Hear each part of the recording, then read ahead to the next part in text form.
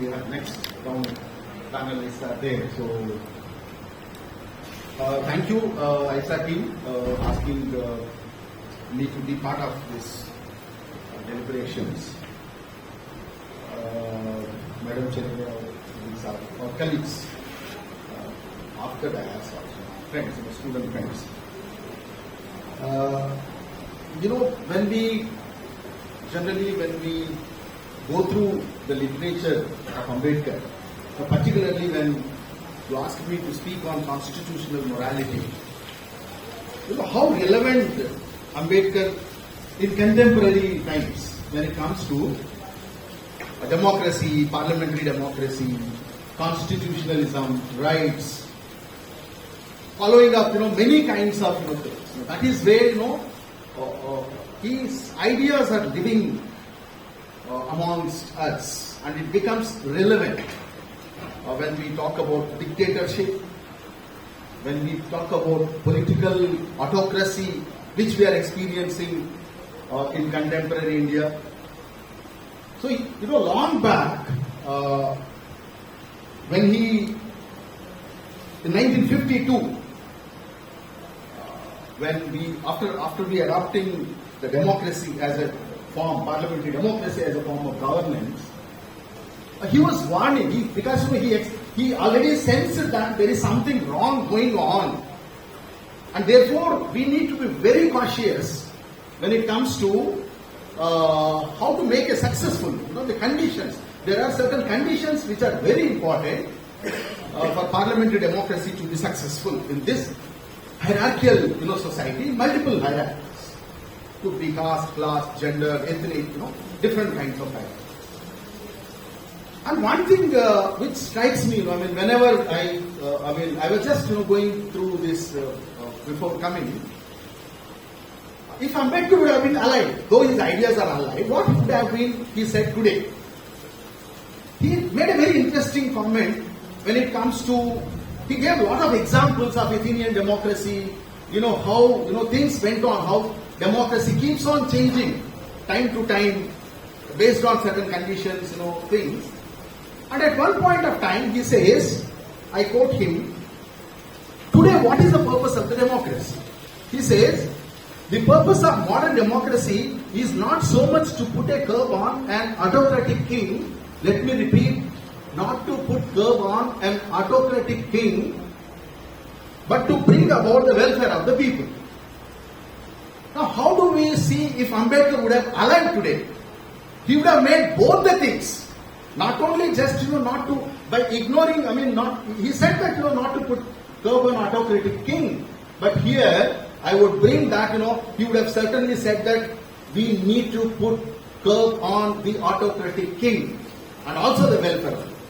Therefore, Ambedkar becomes relevant today when parliamentary democracy has been hijacked by the dominant Hindutva ideological discourse. Now, I don't want to go what he said.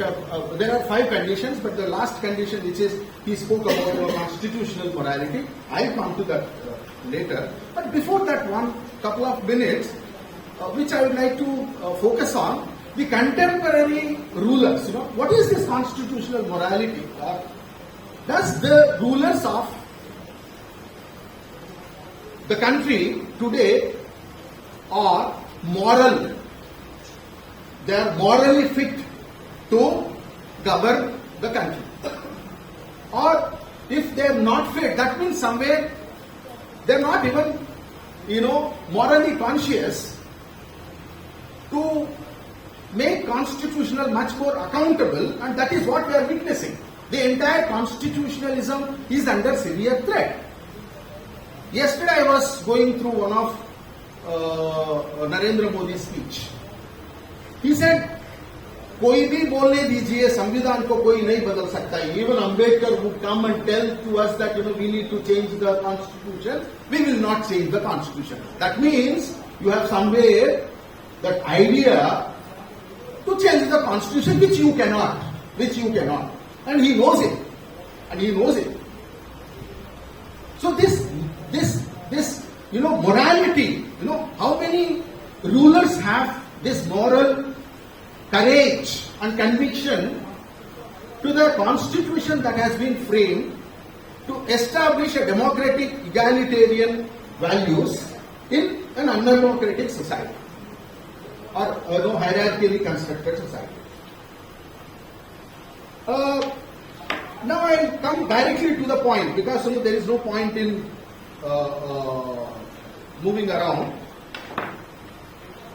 What he says that the condition number 4 in his volume, I'll give 5 points and then I'll explain them, how it is relevant. He says that I'll be the first person when he said that the 4th condition precedent in my judgment for the successful working of democracy is the observance of constitutional morality. Many people seems to be very enthusiastic about the constitution. 75 years of Azadi Ka Amrit Mahotsav. Very enthusiastic. Samvidhan hai, Samvidhan humko bachayenge. We all have hopes.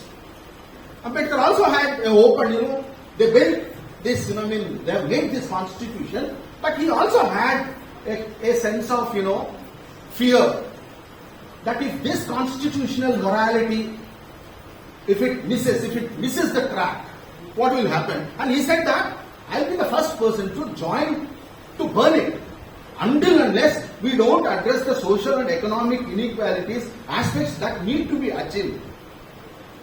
So therefore, it is very important for not only rulers but also the society, communities, whoever it may be, the stakeholders within the society or even within the governance setup, they all need to be, morally fit, or you need to accept the constitution as a document to be respected and followed.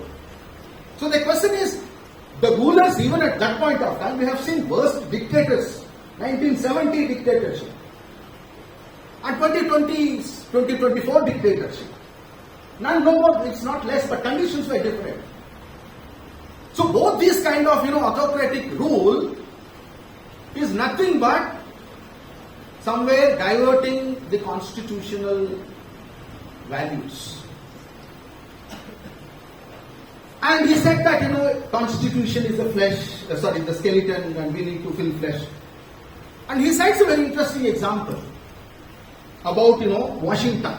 When people go and ask him to contest again, so he denies. And he says a very interesting point, he refuses to stand for the second time. He says that I have not the least doubt in my mind that if what Ambedkar says that if Washington had stood 10 times, one after the other, for the presidency, he would have been elected unanimously without a rival. He was so popular. But Washington, declines to stand. Why he declines to stand?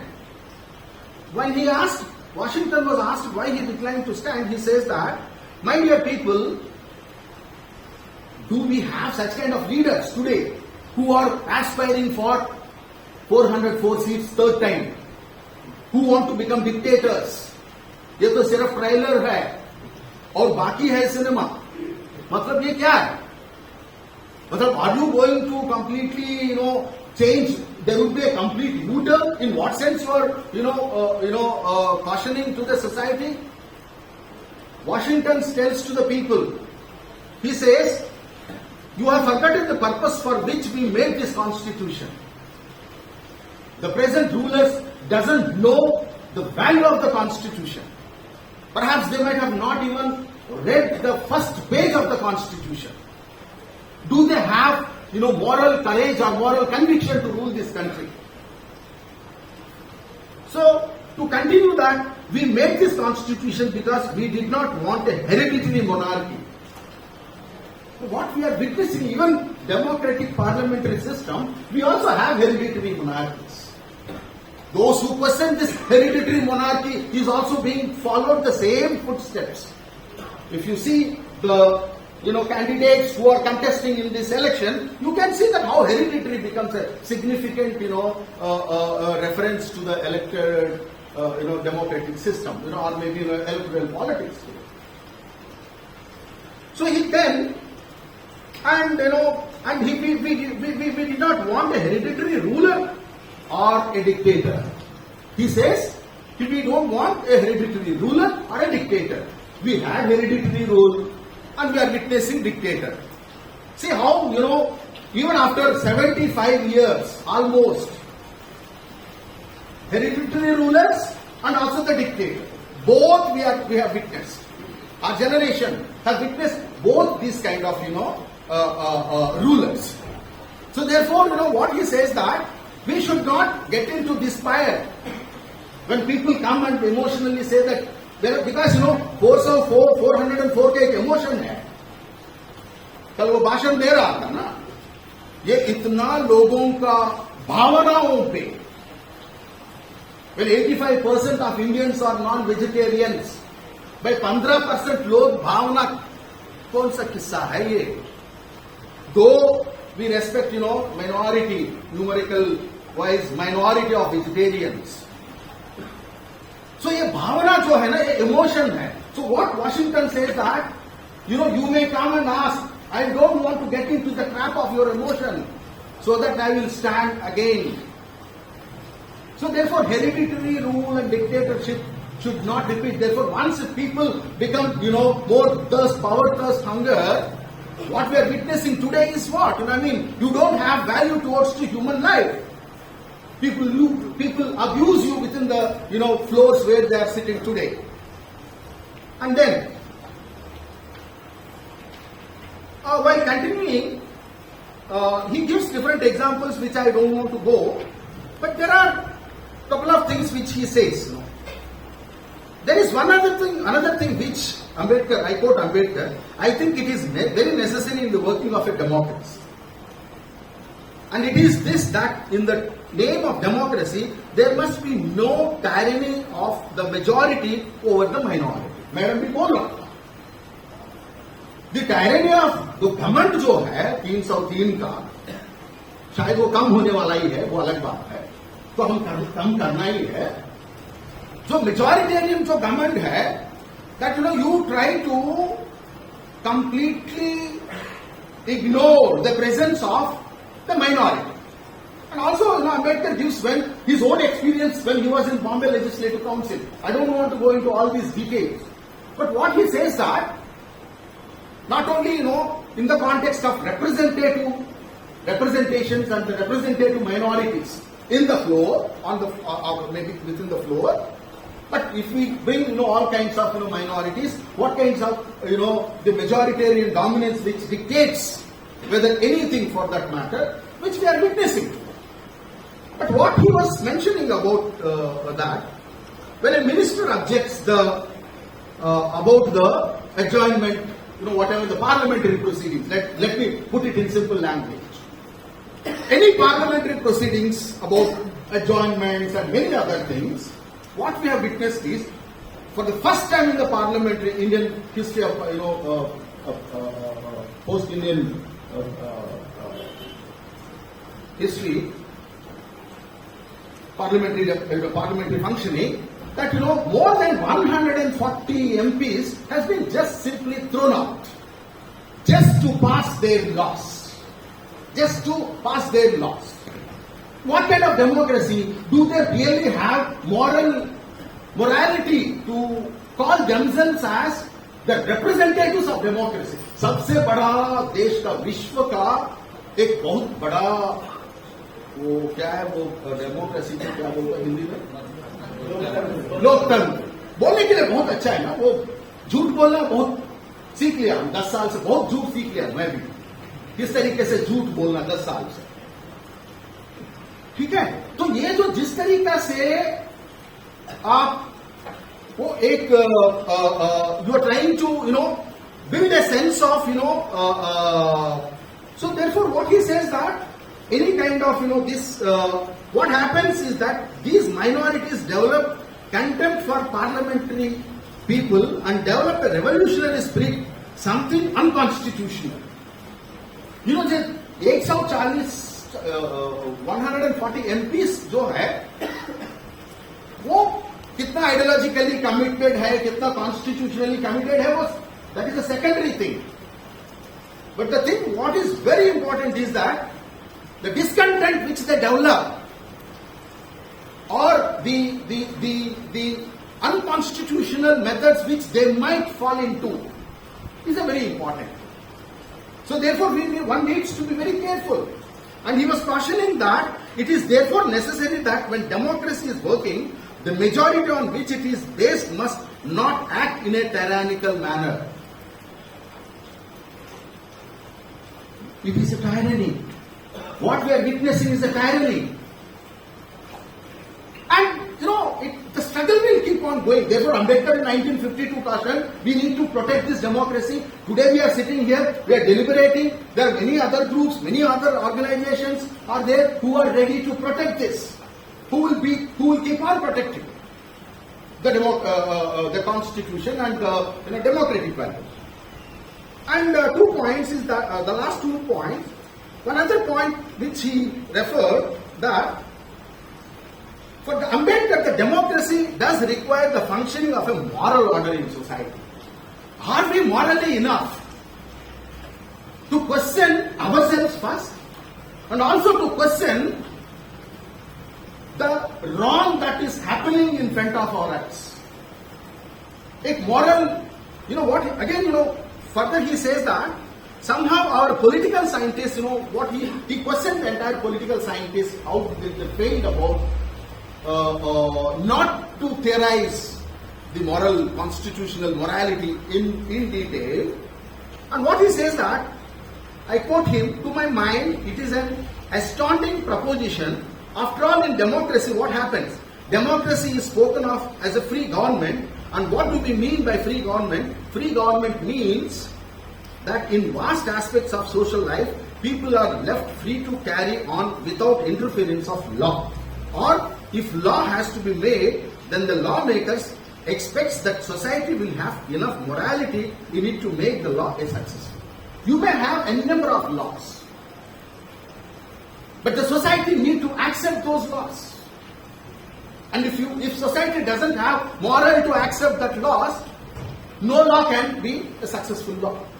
But why do you need domestic violence act? Why do you need SC/ST atrocities act? If you try to treat everybody equal, cutting across caste, class, gender, ethnicity, race, whatever, any form of inequality. So therefore, one needs to become morally committed, morally, it's a very courageous concept, which Ambedkar was, trying to highlight. And perhaps what he says that only Lasky has theorized this concept. And he gives the credit to Lasky. And in one of in the last thing what he refers is to that the democracy requires public consciousness. This is the last point which I would like to highlight and I will stop. Public consciousness. Now it's a very important thing. Now whatever consciousness which we have, it has been completely taken over by the WhatsApp consciousness. It's a WhatsApp consciousness. We don't go through any kind of authentic, or we are not becoming more conscious. The public is becoming misconscious about certain facts, about certain things which are revolving around us. He explains that. What is let me give this and then I will come to the end. There is no doubt about it that although there is an injustice in every country, every country, it's a very utopian system that where, of course, Begumpura, all happiness, injustices, inevitably there will be there in every society. Now, how do you reduce that injustices?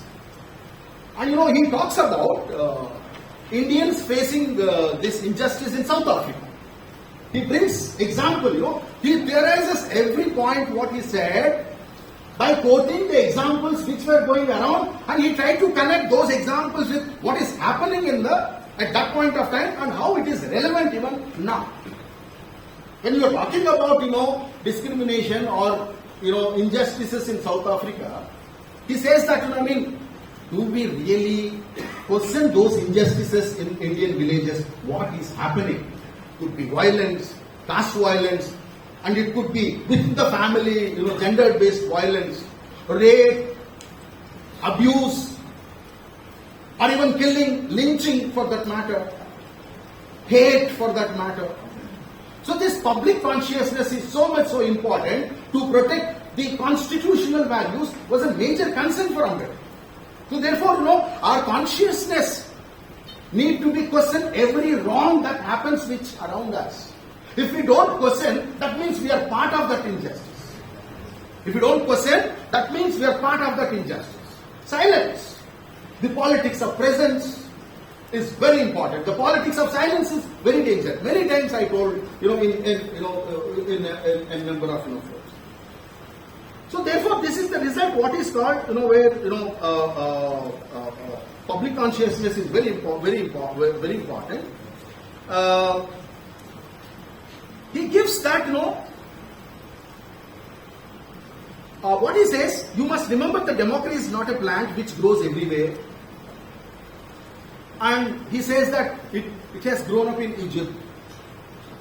It has grown in Syria. But after some time, again, dictators has thrown out the constitution and they have taken over the entire society under their control. Most probably, what? It is not easy. I'm with hope. I'm speaking with hope. One may attempt to do that, but Indian society is very tough. It is not so easy. You may have only 38% of vote. Maybe at most you may increase to 40 to 42%. The rest is not. The rest is against you. Remember that. And once if you take over this constitution, there will be a bloodshed.